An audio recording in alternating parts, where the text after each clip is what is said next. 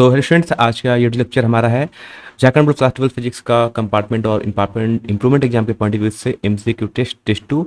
और test to के सारे क्वेश्चन भी इंपॉर्टेंट है, जैसे आपका टेस्ट वन के क्वेश्चन इंपॉर्टेंट है। मैं जितने क्वेश्चन एमसीक्यू करा रहा हूँ इन सभी को देखकर चले जाना। जिन्होंने अगर कुछ भी नहीं पढ़ा है अभी तक, तो जितने मैं टेस्ट ले रहा हूँ एटलीस्ट सारे टेस्ट अटेम्प्ट कर लेना। आपके बहुत से क्वेश्चन यहीं से देखने को मिल जाएंगे, सेम टू सेम। ठीक है, तो स्टार्ट कर। पहला क्वेश्चन, फर्स्ट क्वेश्चन है आज का।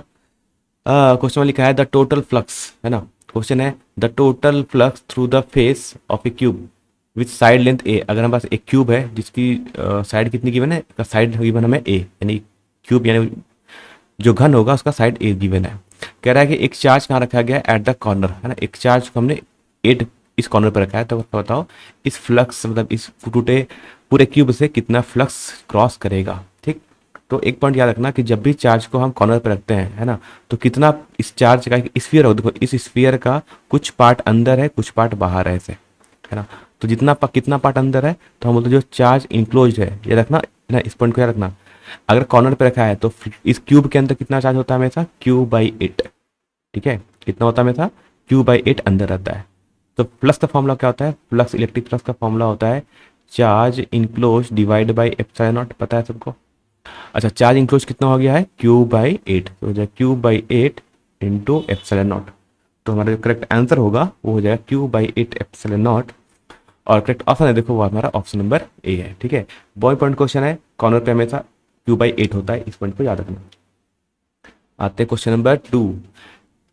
क्वेश्चन नंबर 2 है, कह रहा है कि ए charge, if A charge on a body is 1 nano coulomb. कह रहा है कि एक बॉडी पर कितना चार्ज है, 1 नैनो कूलम का चार्ज है। तो कह रहा है कि बताओ उसमें कितने एक्स्ट्रा इलेक्ट्रॉन प्रेजेंट होंगे। ठीक है, कह रहा है उसमें कितने एक्स्ट्रा इलेक्ट्रॉन प्रेजेंट होंगे। तो देखो हमें चार्ज गिवन है और हमसे इलेक्ट्रॉन के बारे में पूछा जा रहा है। तो हम सभी ने पढ़ा है, कौन सा फॉर्मूला पढ़ा है, क्वांटाइजेशन ऑफ चार्ज। ये बहुत ज़्यादा इंपॉर्टेंट फॉर्मूला है बच्चों, याद रखना इस क्वेश्चन। ठीक है, तो Q इक्वल टू होता है Ne। N मतलब होता है नंबर ऑफ इलेक्ट्रॉन्स, तो होता है Q divide by E। Q क्या है, Q को हम बोलते हैं यहाँ पर कितनी चार्ज गिवन है। तो क्या 1 नैनो कूलम, 1 नैनो कूलम का मतलब होता है 1 इंटू 10⁻⁹। ठीक, एंड डिवाइड बाई E क्या होता है, एक इलेक्ट्रॉन पर कितने इलेक्ट्रॉन पर कितना चार्ज है।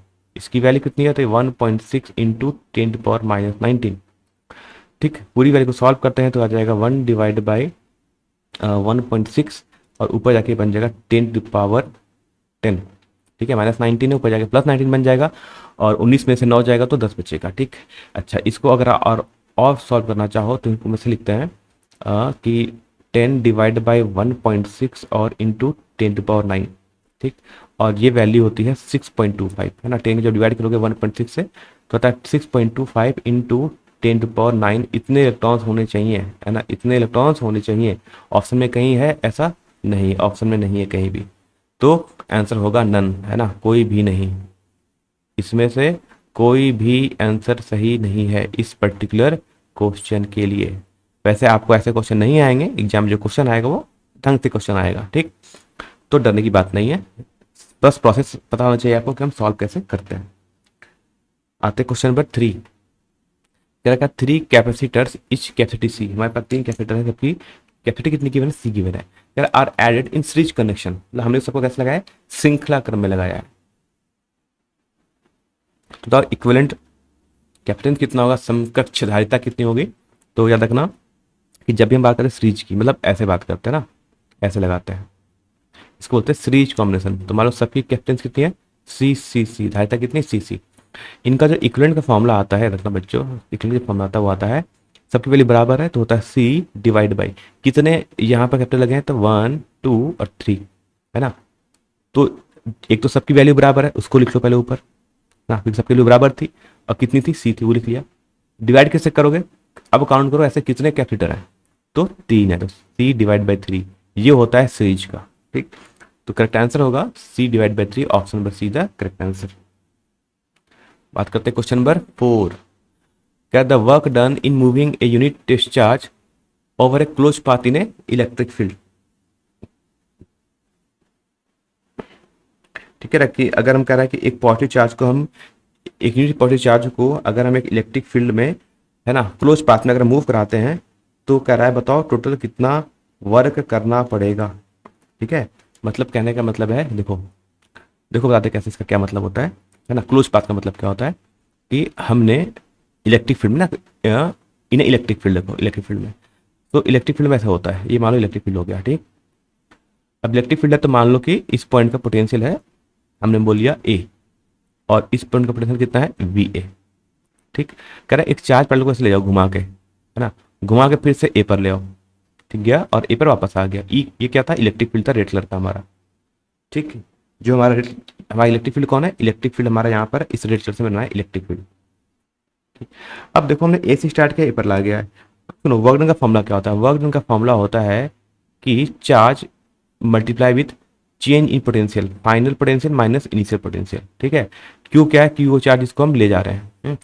अब देखो क्यू की वैल्यू तो क्यू, ठीक है। अच्छा, फाइनल हम कहाँ पहुंचे, ए पर, तो ए का potential V A minus, start कहाँ से किया था, स्टार्ट भी ए से किया था, तो कहाँ, तो स्टार्टिंग पॉइंट का पोटेंशियल कितना था इनिशियली ए। अब V A plus V A minus V A तो हो गया जीरो, तो आंसर कितना आ गया, वर्क डन, वर्क डन आता है जीरो, ठीक है। तो आंसर रखना, आंसर कितना होगा इसका, इसका आंसर होता है हमेशा जीरो। सुन लें, है ना, इंपॉर्टेंट क्वेश्चन है, सिंपल सा क्वेश्चन है। आते क्वेश्चन नंबर 5, ठीक। क्वेश्चन 5 है, a surface that has same electrostatic potential at every point on it is known as, है ना। कह रहा है कि ऐसा, ये इंपॉर्टेंट क्वेश्चन है यार बच्चों, याद रखना, है ना, बहुत इंपॉर्टेंट क्वेश्चन है। कहता है कि एक ऐसा सरफेस जिसके हर पॉइंट पर पोटेंशियल सेम हो, है ना। मालूम ने कहा एक ऐसा सरफेस जिसके हर सरफेस पर पोटेंशियल सेम हो, यानी इस पॉइंट का ए पोटेंशियल बी है, ये पॉइंट बी है, तो ए का अगर पोटेंशियल वी है तो बी का पोटेंशियल कितना होगा, वी होगा, सेम विभव होगा। इस टाइप के सरफेस को हम क्या बोलते हैं, है ना, इस टाइप के सरफेस को हम लोग क्या बोलते हैं, इसका नाम बोलते हैं हम लोग इक्वी पोटेंशियल सरफेस, है ना। क्या बोलते हैं, इक्वी पोटेंशियल सरफेस, चाहे इसका नाम क्या बोलते हैं, सम विभव पृष्ठ, क्या बोलते हैं, इक्वी पोटेंशियल सरफेस या सम विभव पृष्ठ, ठीक है, याद रहेगा अच्छे तरीके से। चलो आते क्वेश्चन पर हम 6, कह डायरेक्ट्रिक कांस्टेंट फॉर मेटल, ये पूछा जाता है अक्सर क्वेश्चन, जैक बोर्ड का बड़ा फेमस क्वेश्चन है, सिंपल सा क्वेश्चन जो एक्सपेक्ट करते हैं हम कि एग्जाम पूछा जाए। कह कि डायरेक्ट्रिक कांस्टेंट फॉर मेटल कितना होता है, तो मेटल का जो डायरेक्ट्रिक कांस्टेंट होता है उसकी वैल्यू इनफाइनाइट होती है ना, याद रखना, इनफाइनाइट होती है, किसके लिए, तो मेटल के लिए, मेटल के लिए ये वैल्यू होती है इनफाइनाइट, और एयर के लिए, है ना, एयर या वैक्यूम, है ना, इसकी वैल्यू जीरो होती है। तो दोनों याद रखना, मेटल पूछा है तो कितना होगा, इनफाइनाइट होगा, अनंत होगा। क्वेश्चन नंबर 7, जो 7 है, the resistivity of material of a conductor depends upon, है ना, रेस्टिविटी किस पर डिपेंड करता है। देखो रेस्टिविटी को हम डिनोट करते हैं हमेशा इस रो से, इसे बोलते हैं प्रतिरोधकता या बोलते हैं रेस्टिविटी। देखो ये दो फैक्टर पर डिपेंड करती है, याद रखना, है ना। पहला तो ये डिपेंड करेगा मटेरियल पर, मतलब कि पदार्थ पर, कि वो किससे बना हुआ है, अलग अलग मटेरियल, अलग अलग पदार्थ की, है ना, अलग अलग मटेरियल, अलग अलग पदार्थ की रेस्टिविटी अलग अलग होती है, प्रतिरोधकता अलग होती है, कॉपर का अलग होगा, एल्युमिनियम का अलग होगा, आयरन का अलग होगा, ठीक। और एक और फैक्टर इस पर डिपेंड करता है, इसको बोलते हैं टेम्परेचर, ठीक है, समझ में है, यह डिपेंड करता है तापमान पर। तो देखो कौन सा ऑप्शन दिया हमें, हमें दिया ओनली ऑप्शन टेम्परेचर पे, तापमान पर निर्भर करता है, ठीक है, समझ आ गया। आते हैं क्वेश्चन नंबर, ये क्वेश्चन था हमारा 7, आते क्वेश्चन नंबर 8, है ना। क्वेश्चन नंबर 8 कहता है equivalent resistance of A register in parallel combination, है ना, कि अगर हम कह रहा है कि अगर हम बहुत से रेजिस्टेंस को हम लगा दे पैरेलल में इस टाइप से, मान लो हो गया रेजिस्टेंस R1, ये हो गया रेजिस्टेंस मान लो R2, है ना, ऐसे मैंने बहुत सारे रेजिस्टेंस लगाया, और लास्ट रेजिस्टेंस हो गया मान लो अगर R3, ठीक। अगर रेजिस्टेंस को अगर हम, ये हो गया RN, अगर इस टाइप से हमने अगर रेजिस्टेंस को लगाया है ना, इस टाइप से रेजिस्टेंस लगाया है पैरेलल में, तो इनका जो इक्विवेलेंट आएगा वो क्या होगा, तो इक्विवेलेंट का फॉर्मूला होता था 1/RP, RP मतलब पैरेलल, है ना, is equal to 1/R1 plus 1/R2 plus 1/RN, ठीक। ये फॉर्मूला आता है, फॉर्मूला रखना, ये होता है इसका फॉर्मूला, ठीक।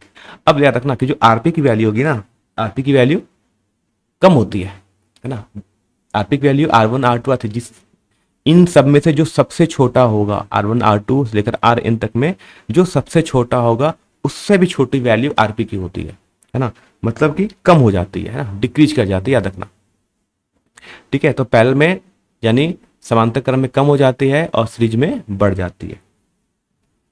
आते क्वेश्चन नंबर 9, क्वेश्चन 9 है कि I ampere current is flowing through a wire of length L.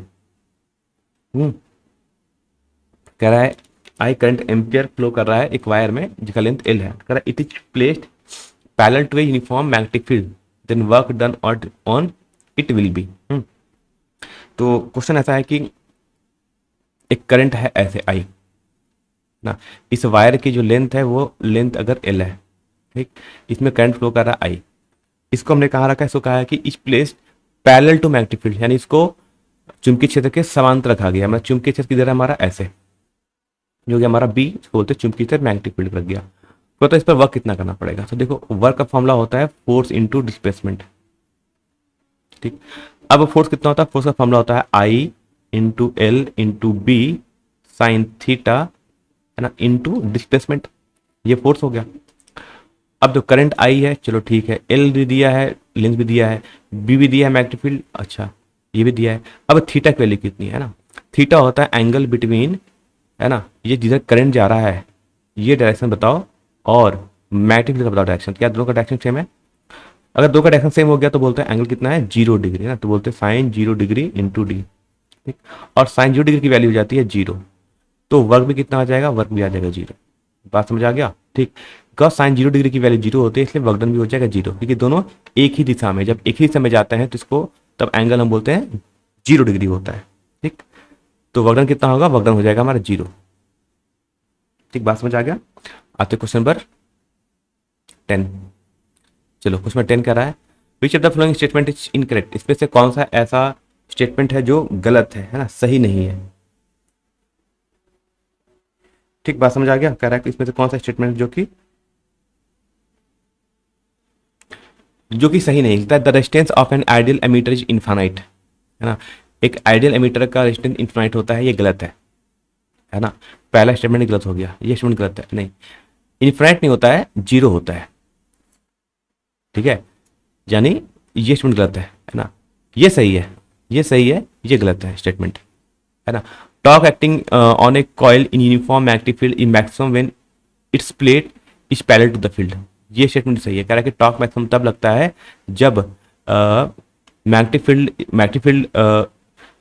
Uniform magnetic field में मैक्सिमम तब होगा, मान लो अगर एक प्लेन हो गया ऐसे, मैं थोड़ा सा एक्सप्लेन कर रहा हूँ क्वेश्चन को, देखो तो इसका एरिया का जो डायरेक्शन होता है वो इधर होता है, ऐसे, ये होता है एरिया का डायरेक्शन, ठीक। कह रहा है कि torque acting on a coil in uniform magnetic field maximum when its plate is parallel to, है ना, when its plate is parallel to the field.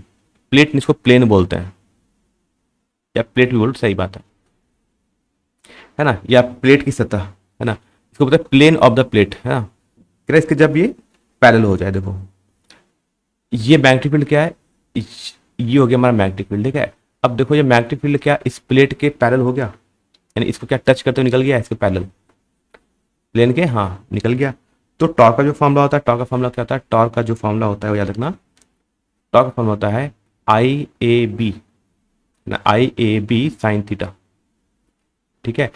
तो देखो दोनों के बीच एंगल कितना है, मैग्नेटिक फील्ड और ए के बीच में एंगल 90 डिग्री, तो फॉर्मूला हो जाएगा ना आई ए बी, ए को बोलते हैं एरिया, बी को बोलते हैं मैग्नेटिक फील्ड, साइन 90, और साइन 90 की वैल्यू 90 डिग्री की वैल्यू होती है 1, तो टॉर्क की वैल्यू कितनी आएगी आई ए बी, और इसको हम लोग बोलते हैं मैक्सिमम टॉर्क, ठीक है।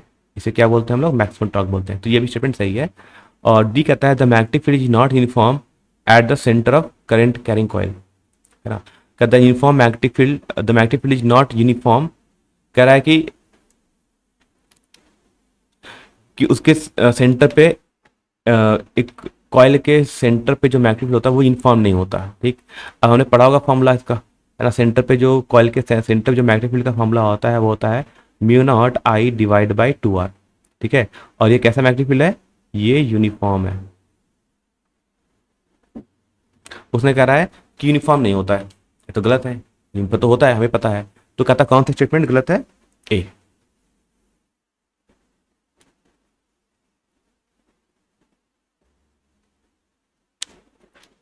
है ना, डी ऑप्शन में देखो, डी ऑप्शन में the magnetic field is not uniform, देखो ऑप्शन में डी भी गलत है ना। उसने कहा है कि the magnetic field is not uniform, मतलब यूनिफॉर्म नहीं होता है at the centre of current carrying coil, current carrying coil के सेंटर पे मैग्नेटिक फील्ड यूनिफॉर्म नहीं होता, ये गलत है ना, हमें पता है वो यूनिफॉर्म होता है, तो ये भी स्टेटमेंट गलत है ना। The magnetic field is not uniform at the centre of current carrying coil, क्योंकि हमें पता है देखो सेंटर पे कितना आ गया, सेंटर पे होता है यूनिफॉर्म, ये क्या सेंटर पे यूनिफॉर्म नहीं होता है ना, तो ये भी स्टेटमेंट गलत है, तो डी ऑप्शन भी गलत है यहाँ पर। सिंपल, कौन सा स्टेटमेंट गलत है, तो इसमें स्टेटमेंट हमारा 1 गलत है और स्टेटमेंट डी भी गलत है, ठीक है, दोनों ऑप्शन होगा।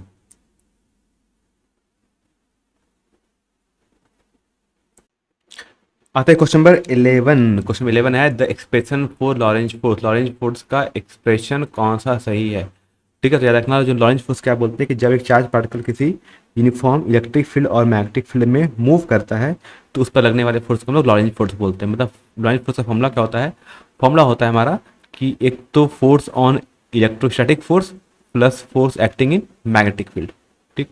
इलेक्ट्रोस्टैटिक फोर्स अगर इलेक्ट्रिक फील्ड में वो अगर चार्ज पार्टिकल मूव कर रहा है तो उस पर लगने वाले फोर्स की वैल्यू होती है क्यू ई, ठीक। और अगर किसी मैग्नेटिक फील्ड में अगर एक चार्ज मूव कर रहा है विथ वेलोसिटी v, अगर v की स्पीड से मूव कर रहा है तो फॉर्मूला होता है v क्रॉस p, है ना। तो ये होता है इसका करेक्ट फॉर्मूला, याद रखना पहले वेलोसिटी आएगा तब मैग्नेटिक फील्ड आएगा, v क्रॉस p होता है। तो इसके अकॉर्डिंग हम अगर फॉर्मूला देखा जाए तो और कौन सा हो सकता है, यानी इसको हम दोनों में कॉमन क्या है, दोनों में कॉमन अगर हम q ले लें तो क्या बच जाएगा e, है ना, लिखना vector field e plus v cross b, है ना, ये हमारा है करेक्ट एक्सप्रेशन, ठीक।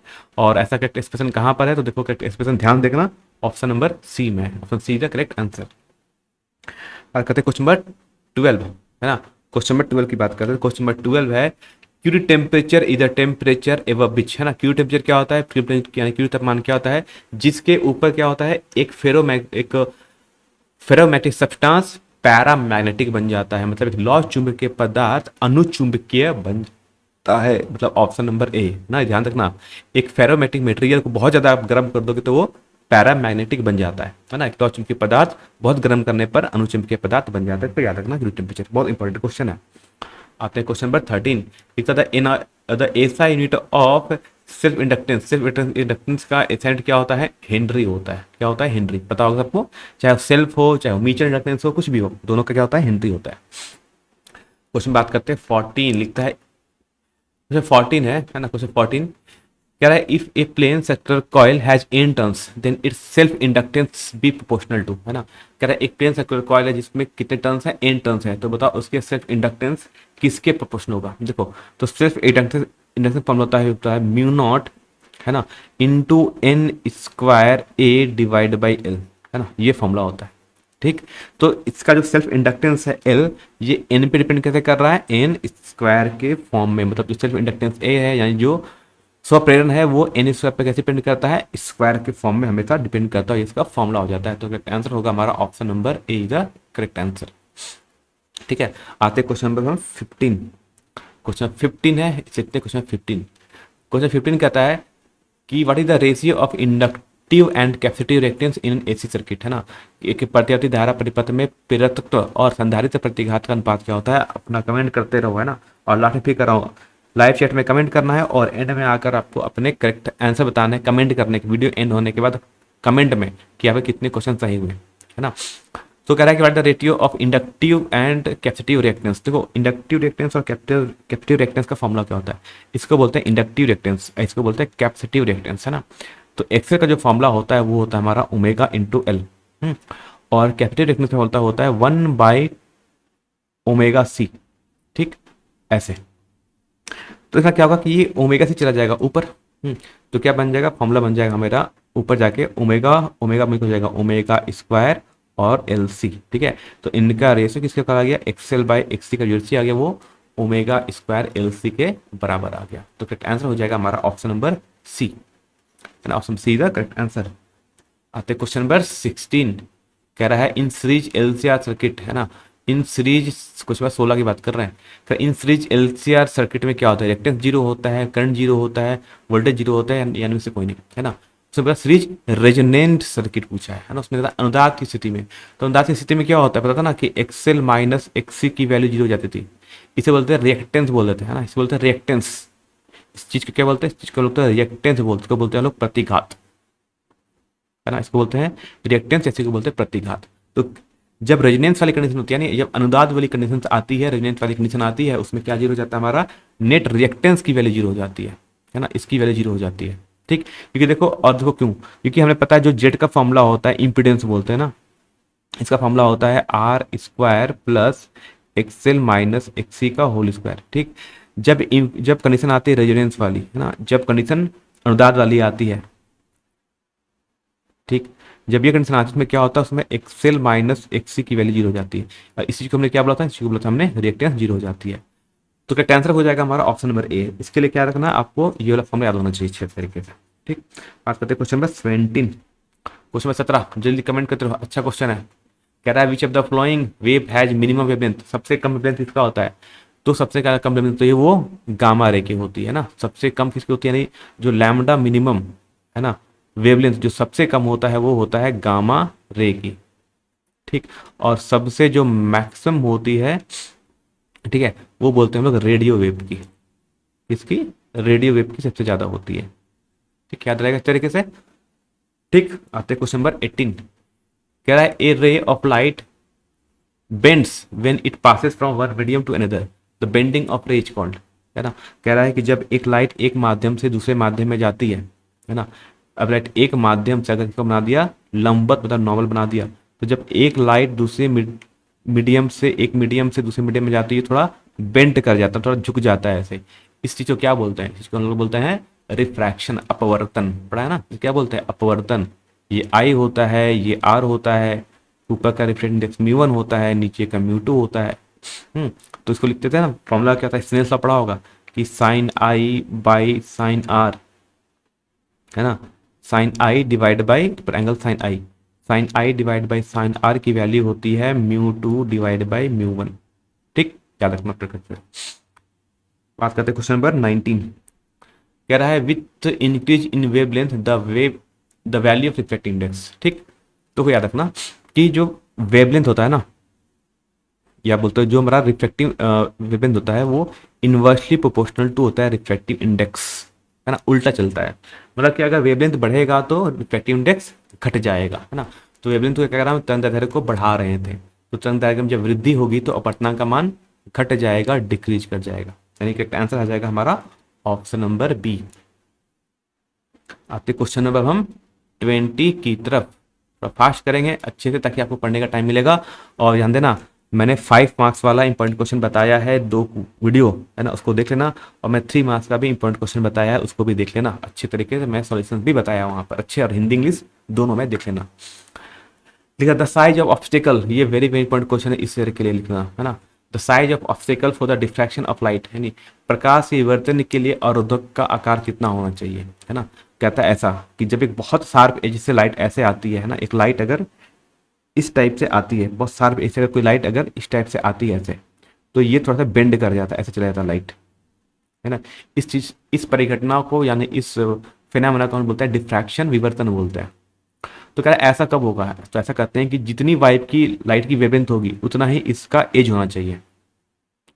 ऑप्टिकल यानी इस शार्प एज से ये क्या कर रहा था, शार्प एज से ये से क्या कर डिफ्रैक्ट कर रहा था, मतलब विवर्तित हो रहा था। तो कहता है कि दोनों का साइज लेवल सेम होना चाहिए, यानी वेवलेंथ, है ना, से बोलते हैं कि जो हमारा जो साइज ऑफ ऑब्स्टेकल होगा be the order of wavelength of light, जितना वेवलेंथ होगा उसी के साइज का हमारा इसका जो नीडल लगा है उसका शार्पनेस भी होना चाहिए, बहुत शार्प होना चाहिए। ठीक है, तो रखना दोनों सेम होता है, सेम होना चाहिए। Option number C the correct answer. Question number 21। The phenomena by which the nature of light waves transverse, है ना, किस परिघटना के द्वारा हमें पता चला था कि लाइट एक ट्रांसवर्स वेव है ना, इंटरफेरेंस के थ्रू, डिफ्रैक्शन के थ्रू, पोलराइजेशन के थ्रू या रिफ्रैक्शन के थ्रू। ठीक है, तो कौन सी घटना थी जिसके थ्रू हमें पता चला था कि लाइट का नेचर ट्रांसवर्स होता है। ठीक है, वो कंडीशन कौन सी थी, इसे बोलते हैं ध्रुवन, पोलराइजेशन। बात समझ आ गया। क्वेश्चन नंबर 22 कह रहा है which of the flowing represent the momentum of a photon, है ना, मोमेंटम फोटोन को हम किससे रिप्रेजेंट करते हैं। तो आप सभी को पता होगा, पढ़ा होगा डी ब्रोगली हाइपोथेसिस, है ना। डी ब्रोगली ने कहा था कि किसी भी पार्टिकल के पास जो मूव करता है, जो चलता है, उसका एक वेवलेंथ होता है, यानी तरंग दैर्घ्य होता है। और उसका फॉर्मूला क्या था, उसका फॉर्मूला था एच डिवाइड बाई पी को हम बोलता है मोमेंटम। ठीक, तो लैम्डा इक्वल टू क्या हो गया, एच बाई पी। अच्छा, अब देखो हमसे पूछा है कि मोमेंटम कौन होगा, तो पी इक्वल टू कितना हो गया, पी इक्वल टू हो गया एच डिवाइड बाई लैम्डा। ठीक, तो पी का फॉर्मूला क्या होगा, H divide by lambda. Correct option है वो हमारा ऑप्शन नंबर सी है ना। पी को हम लोग बोलते हैं मोमेंटम, इसे ये बोलते हैं हम लोग संवेग। बोलते मोमेंटम, इसी को बोलते हैं संवेग। आते क्वेश्चन नंबर 23, कह रहा है which of the following metal has a minimum work, सबसे कम वर्क फंक्शन किसका होता है, वर्क फंक्शन नहीं बोलते, कार्यफलन जो सबसे कम होता है वो सोडियम का होता है। एनसीईआरटी का क्वेश्चन है, पढ़ लेना डायरेक्टली है ना। सबसे कम किसका होता है, एनसीईआरटी का होता है, यानी सबसे कम एनर्जी सोडियम को दोगे तो इलेक्ट्रॉन निकल जाएंगे, यानी किस मेटल को सबसे कम एनर्जी देने पर भी इलेक्ट्रॉन निकल जाए, यानी फोटोइलेक्ट्रिक इफेक्ट हो जाए, वो होता है हमारा सोडियम। क्वेश्चन नंबर 24, कह रहा the atomic number and mass number of a sample are A and Z, है ना। कह रहा है कि उसके परमाणु संख्या अगर ए है और द्रव्यमान संख्या जेड है, तो बताओ न्यूट्रॉन की संख्या हमको कैसे निकालते हैं, है ना। तो रखना, जेड को हम लोग बोलते हैं नंबर ऑफ प्रोटॉन, यानी प्रोटॉन की जो संख्या होती है उसको हम किससे बताते हैं, हमेशा जेड से। अच्छा, अब ए माइनस जेड क्या बताता है, तो ए माइनस जेड, जब मास नंबर में द्रव्यमान संख्या में से मास नंबर को घटा देना, परमाणु संख्या को घटा देना, तो हमें मिलता है number of protons, number of neutrons, है ना, नंबर ऑफ न्यूट्रॉन्स ऐसे मिलते हैं। तो हमसे पूछा भी क्या, नंबर ऑफ न्यूट्रॉन्स के बारे में पूछा गया, न्यूट्रॉनों की संख्या। तो फॉर्मूला क्या होगा, नंबर ऑफ न्यूट्रॉन की संख्या निकालने का, ए माइनस जेड। ठीक है, तो करेक्ट ऑप्शन हो जाएगा हमारा ऑप्शन नंबर डी। बात समझ आ रही है इसी तरीके से। तो बात करते हैं क्वेश्चन नंबर 525, और पेन पेपर चलते रहना चाहिए ताकि पता चले कि आपके कितने क्वेश्चन प्रैक्टिस में है। Which of the following is not present in hydrogen atom, hydrogen atom में क्या नहीं होता है। ठीक, देखो हाइड्रोजन एटम में क्या होता है, इसको लिखते हैं 1 1। ठीक, तो यहां पर जो देखो H कितना हो गया, ये हो गया हमारा, इसको बोलते हैं हम जेड, तो जेड यहां पर 1 है। ठीक, अच्छा 1 क्या हो गया, इसको बोलते हैं ए, तो ए की वैल्यू हो गई 1। ठीक, तो नंबर ऑफ न्यूट्रॉन्स का फॉर्मूला क्या होता है, अभी पता था कुछ देर पहले, नंबर ऑफ न्यूट्रॉन्स का फॉर्मूला क्या होता है, ए माइनस जेड, मतलब हो जाएगा 1 माइनस 1 कितना आ गया, 0। मतलब कि क्या नहीं होता है, क्या नहीं मिलता है प्रेजेंट, न्यूट्रॉन 0 हो जाता है, मतलब न्यूट्रॉन मिलता ही नहीं है। तो ऑप्शन क्या होगा, ऑप्शन नंबर सी ना, न्यूट्रॉन नहीं होता है कभी भी हाइड्रोजन के एटम में, सिर्फ एक प्रोटॉन होता है और एक इलेक्ट्रॉन होता है और बीच में न्यूक्लियस होता है, न्यूट्रॉन नहीं होता इसमें। आते क्वेश्चन नंबर 26, लिख रहा the most common material use the in the manufacture of transistor, transistor बनाने के लिए हम सबसे कॉमन किस चीज का यूज करते हैं ना, तो हम यूज करते हैं सिलिकन। सिलिकन क्या है, सिलिकन एक अर्धचालक है। ठीक है, सिलिकन एक अर्धचालक है, एक सेमीकंडक्टर है, और हम ट्रांजिस्टर बनाने के लिए हमें एक सेमीकंडक्टर चाहिए, यानी हमें क्या चाहिए, एक सेमी कंडक्टर, मतलब हमें एक अर्धचालक चाहिए। तो ट्रांजिस्टर बनाने के लिए हमें एक अर्धचालक चाहिए, और अर्धचालक होता कौन है, सिलिकॉन होता है। 26 का आंसर हो जाएगा ऑप्शन नंबर बी। आते क्वेश्चन नंबर 27, कह रहा है at what temperature the semiconductor behaves like a perfect insulator, है ना, इंपॉर्टेंट क्वेश्चन। कह रहा है कि एक सेमीकंडक्टर एक कुचालक के पूर्ण कुचालक का जैसा बिहेव करेगा, मतलब एक semiconductor behaves like a pure insulator, तो कितने तापमान पर होगा, यानी किस टेम्परेचर पर होगा। ठीक है, तो रखना 0 केल्विन होना चाहिए, है ना, 0 केल्विन पर होता है, ध्यान देना किस पर होता है, 0 केल्विन, सेल्सियस फारेनहाइट कुछ नहीं, केल्विन याद रखना, है ना, कि जब टेम्परेचर कितना हो जाए 0 केल्विन, 0 केल्विन पर क्या होता है, एक सेमीकंडक्टर क्या बनता है, एक सेमीकंडक्टर ये क्या बन जाता है, ये बन जाएगा, है ना, ये बन जाएगा एक प्योर इंसुलेटर, मतलब एक प्योर कुचालक, है ना, क्या बन जाएगा, ये सेमीकंडक्टर क्या बन जाएगा, प्योर इंसुलेटर बन जाएगा। ठीक, तो ये इंपॉर्टेंट क्वेश्चन थे, 27 हमारे इंपॉर्टेंट क्वेश्चन थे एमसीक्यू, जो मैंने आपको बता दिया, कर लेना। लाइव टेस्ट के आपको बताया, कहा कि लाइव टेस्ट हो गया है, आपने कमेंट कर दिया होगा कि आपके कितने क्वेश्चन करेक्ट हुए नहीं हुए। अब आप वीडियो एंड होने के बाद, अभी नहीं, जो वीडियो एंड हो जाएगा उसके बाद लाइव बाद में कमेंट में कर देना कि 27 में आपके कितने क्वेश्चन करेक्ट हुए, है ना।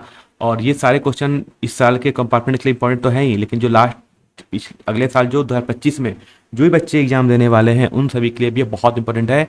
झारखंड बोर्ड के लिए इंपॉर्टेंट रहेगा, बिहार बोर्ड, यूपी बोर्ड, चाहे कोई भी बोर्ड हो, सभी के लिए बहुत ज़्यादा इंपॉर्टेंट रहेगा। ठीक है, तो जितने भी वीडियो आएंगे, कब आएंगे, क्लास कब होगा, कितने बजे होगा, सबका बेटा वो कहाँ मिल जाएगा, है ना, टेलीग्राम ग्रुप में।